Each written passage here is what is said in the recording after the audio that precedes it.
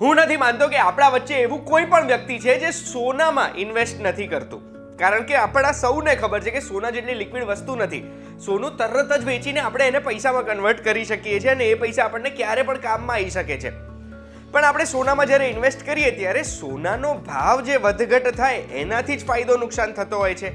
તમને ખબર છે તમે સોનામાં એવી રીતે પણ ઇન્વેસ્ટ કરી શકો જે ઇન્વેસ્ટમેન્ટ તમને વ્યાજ પણ કમાઈ શકે. કઈ રીતે? તો એના માટે ધ્યાનથી સાંભળજો. હું તમને એક વાત કહું. વીટીવી ગુજરાતી ન્યૂઝની દરેક અપડેટ સૌથી પહેલા જોવા માટે ફેસબુક પેજ ઉપર મેન્યુ દબાઈને મેનેજ ફોલો સેટિંગ્સ અને ન્યૂઝ ફીડમાં ડિફોલ્ટની જગ્યાએ ફેવરેટ્સ કરી દો.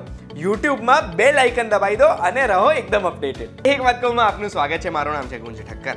જે સોનામાં ઇન્વેસ્ટ કરવાથી આપણને વ્યાજ મળે છે એ સોનાની કિંમત ઉપર, એ સોનાને પેપર ગોલ્ડ કહેવાય. એટલે આજે હું તમને તફાવત કહેવાનો છું ફિઝિકલ ગોલ્ડમાં ઇન્વેસ્ટ કરવાની અને એની સામે પેપર ગોલ્ડમાં ઇન્વેસ્ટ કરવામાં આપણને ફાયદાકારક વધુ શું હોય છે.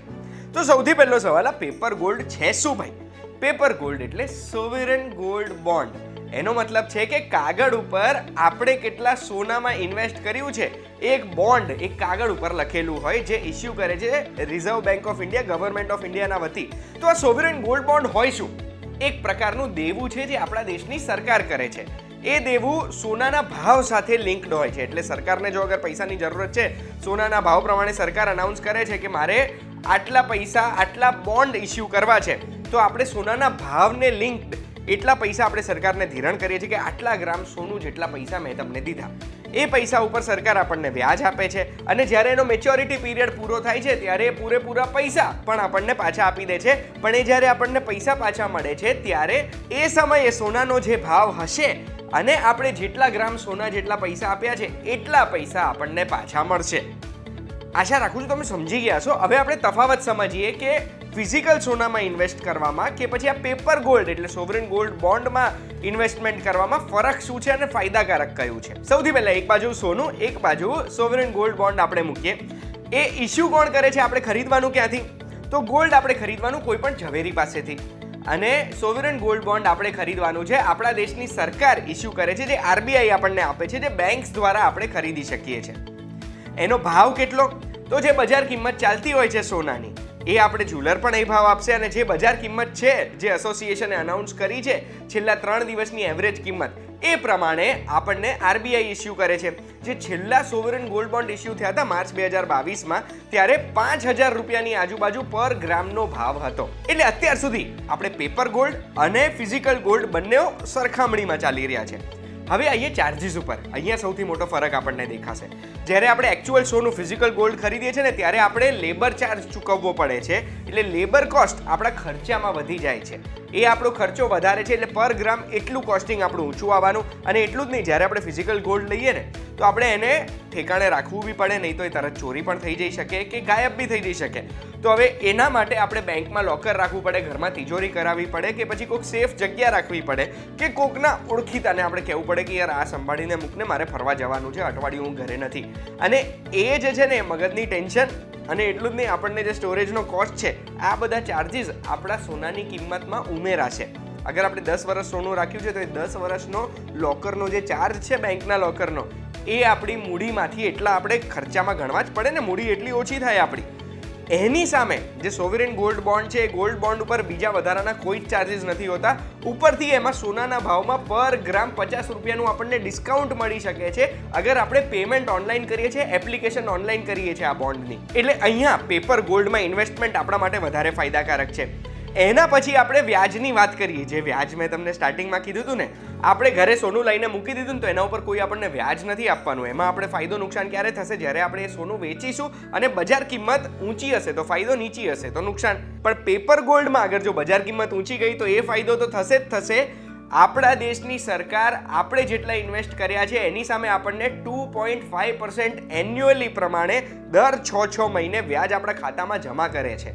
અને જે છેલ્લા 6 મહિનાનું વ્યાજ હોય ને રિડેમ્પશન વખતે, મેચ્યોરિટી વખતેનું, એ વ્યાજ આપણી મૂડીની સાથે જોડીને આપણને આપવામાં આવે છે. એટલે જો ₹1,00,000 સોનું આપણે ખરીદ્યું છે ને તો એમાં આપણે દર વર્ષે 2,500 રૂપિયાનું વ્યાજ કમાણી કરશું. જે ₹1,00,000 આપણે ફિઝિકલ ગોલ્ડ ખરીદીશું ને તો એના ઉપર આપણને 2,500 રૂપિયાનું લોકરનું ભાડું ચૂકવવું પડશે. આ બહુ જ મોટી તફાવત છે ને. અહીંયા પણ પેપર ગોલ્ડ ઇન્વેસ્ટમેન્ટ તરીકે બહુ જ સારું દેખાય છે. પછી પોઈન્ટ આવશે લોનનો કે શું આપણને ફિઝિકલ ગોલ્ડ કે પેપર ગોલ્ડ બંને ઉપર લોન મળી શકે? તો બંનેમાં હા લોન મળી શકે. અહીંયા બંને સરખું છે. પછી આવે લોક ઇન પીરિયડનો સવાલ. લોક ઇન પીરિયડ એટલે કેટલા સમય પછી આપણે આપણું સોનું વેચી શકીએ. તો હવે જો ફિઝિકલ ગોલ્ડ તમે ખરીદ્યું હોય ને તો એમાં કોઈ લોક ઇન પીરિયડ જ નથી. તમે આજે ખરીદીને સાંજે વેચી શકો, બીજા દિવસે તરત વેચી શકો છો. એમાં આપણે અગર લઈને તરત વેચીએ છીએ તો ભાવમાં આપણને તફાવત છે. એમાં ખાલી લેબર ચાર્જ કે પછી બીજા કોઈ ચાર્જીસ આપણે ચૂકવ્યા છે ને એનો ખાલી આપણને એટલો નુકસાન પડશે. બટ એના સિવાય કોઈ લોક ઇન પીરિયડ નથી. એની સામે પેપર ગોલ્ડમાં 8 વર્ષનું મેચ્યોરિટી ડેટ હોય. એટલે આપણે જ્યારે એમાં ઇન્વેસ્ટ કર્યું છે કોઈ પણ નવા બોન્ડમાં તો 8 વર્ષ પછી જ આપણે એને રિડીમ કરી શકીએ. એમાં 5 વર્ષ તો લોક ઇન પીરિયડ હોય છે. એનો મતલબ છે કે 5 વર્ષ આપણે એને બિલકુલ રિડીમ નહીં કરી શકીએ. ફક્ત આપણે એમાંથી વ્યાજ લઈ શકીશું કે એની સામે લોન લઈ શકીશું. અને 6થા વર્ષથી 6થું, 7મું અને 8મું વર્ષ આપણે એને કાં તો ટ્રેડ કરી શકીએ છીએ કોઈ પણ સ્ટોક એક્સચેન્જમાં, કોઈના નામે ટ્રાન્સફર કરી શકીએ છીએ ડીમેટમાં આપણી પાસે અગર એ સોવરિન ગોલ્ડ બોન્ડ પડ્યું છે તો, કે પછી આપણે એને વેચી શકીએ છીએ. એટલે આ પોઈન્ટમાં ફિઝિકલ ગોલ્ડ મારા હિસાબે બાજી મારી જાય છે. પછી રિસ્કની વાત કરીએ આપણે કે આપણે અગર ઇન્વેસ્ટમેન્ટ કરીએ છીએ તો આપણને કેટલા રિસ્ક. તો જ્યારે ફિઝિકલ ગોલ્ડમાં ઇન્વેસ્ટમેન્ટ કરીએ છીએ ને તો માર્કેટ ભાવ તો એક રિસ્ક છે જ કે અગર બજાર કિંમત પડી ગઈ તો આપણને નુકસાન જશે. એના સિવાય આપણે જે સોની પાસેથી, જે જ્વેલર પાસેથી સોનું ખરીદ્યું છે એ માની લો આપણને કહે છે કે આટલા કેરેટનું છે પણ એ સાચું ના નીકળ્યું તો, એટલે ક્વોલિટીમાં પણ આપણને રિસ્ક છે. અને ત્રીજો અને સૌથી મોટો રિસ્ક સોનામાં હોય છે સિક્યોરિટીનો. એટલે ચોરી થઈ જવાય કે પછી આપણાથી ખોવાઈ જાય કે આપણે સાચવીને મૂકી રાખવું પડે, બેસિકલી સિક્યોર રાખવું પડે. અને એ આપણે સિક્યોર નથી રાખતા તો એ આખી મૂડી ગાયબ થઈ જાય એવું રિસ્ક રહે છે. એની સામે પેપર ગોલ્ડમાં, સોવરિન ગોલ્ડ બોન્ડમાં માર્કેટ ભાવનો રિસ્ક તો રહેવાનો જ છે પણ ક્વોલિટી 999 પ્યોરિટી વાળી રહેશે. આરબીઆઈ આપણને અશ્યોરન્સ આપે છે અને 999 પ્યોરિટી પ્રમાણે જ આપણે ઇન્વેસ્ટમેન્ટ કરવાનું છે. એટલે એમાં ક્વોલિટીનું કોઈ રિસ્ક નથી. એટલે આમાં પાછું પેપર ગોલ્ડ બાજી મારી જાય. પછી નેક્સ્ટ પોઈન્ટ છે, એક વર્ષમાં આપણે કેટલું ઇન્વેસ્ટમેન્ટ કરી શકીએ. ફિઝિકલ ગોલ્ડમાં એવી કોઈ લિમિટ જ નથી. તમારી ઈચ્છા હોય, તમારી શક્તિ હોય એટલું ઇન્વેસ્ટમેન્ટ કરી શકો છો. જ્યારે પેપર ગોલ્ડમાં એક વર્ષમાં મેક્સિમમ અપર લિમિટ છે 4 કિલો સોનાનું. એટલે 4 કિલો લિમિટ પહોંચતા જ ઘણા લોકો થાકી જાય. પણ એ 4 કિલોથી વધારે એક ઇન્ડિવિજ્યુઅલ કે HUF ઇન્વેસ્ટમેન્ટ ના કરી શકે. અને એક ટ્રસ્ટ છે તો એ એક વર્ષમાં 20 કિલોથી વધારે ઇન્વેસ્ટમેન્ટ નથી કરી શકતા. પછી આઈએ રિડેમ્શન કઈ રકમમાં થાય, રિડેમ્શન કઈ રીતે થાય. આપણે ફિઝિકલ ગોલ્ડ ખરીદ્યું છે ને એ આપણે જે દેશમાં, જે જગ્યાએ, જે જ્વેલરને આપણે વેચીએ છીએ એની સામે આપણે એની કિંમત જેટલું જે માંગવું હોય માંગી શકીએ, જે કરન્સી માંગવી હોય માંગી શકીએ. આપણે સોનું આપીને સામેવાળા વ્યક્તિની ગાડી પણ લઈ શકીએ છીએ કે તમારી ગાડીની કિંમત આટલી છે, એટલી કિંમતનું હું તમને સોનું આપી દઉં. જ્યારે પેપર ગોલ્ડમાં જ્યારે મેચ્યોરિટી થશે એ બોન્ડની ત્યારે એ બોન્ડ આપણા ખાતામાં એટલા રૂપિયા, એટલા સોના જેટલા રૂપિયા આવશે, ઇન્ડિયન નેશનલ રૂપી INR આવશે. અને એના પછી એ રૂપિયાથી આપણે બીજી કોઈ વસ્તુ ખરીદવી છે, બીજે ક્યાં ઇન્વેસ્ટ કરવા છે તો કરી શકીશું.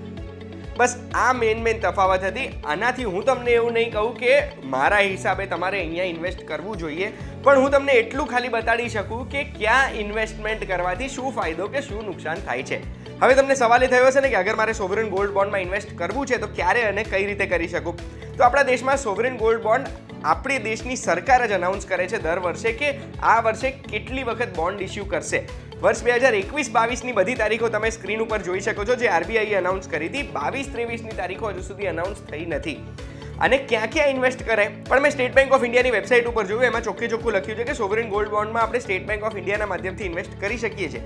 બટ આરબીઆઈ બીજી બી ઘણી બધી જગ્યાઓ આપણને બતાડે છે જે હું એક પછી એક તમને જણાવવા માંગુ છું. આપણા દેશની શેડ્યુલ્ડ કમર્શિયલ બેંક્સમાંથી ઇન્વેસ્ટ કરાય, સ્મોલ ફાઇનાન્સ બેંક્સ કે પેમેન્ટ બેંકમાંથી ઇન્વેસ્ટ કરાય, ડેઝિગ્નેટેડ પોસ્ટ ઓફિસ એટલે બધી જ નહીં, જે પોસ્ટ ઓફિસ ડેઝિગ્નેટ કરી છે ત્યાંથી ઇન્વેસ્ટ કરાય, stock holding corporation of India લિમિટેડથી, ક્લિયરિંગ કોર્પોરેશન ઓફ ઇન્ડિયા એટલે CCI થી, NSE અને BSE થી પણ આપણે સોવરિન ગોલ્ડ બોન્ડ એટલે પેપર ગોલ્ડમાં ઇન્વેસ્ટ કરી શકીએ છીએ.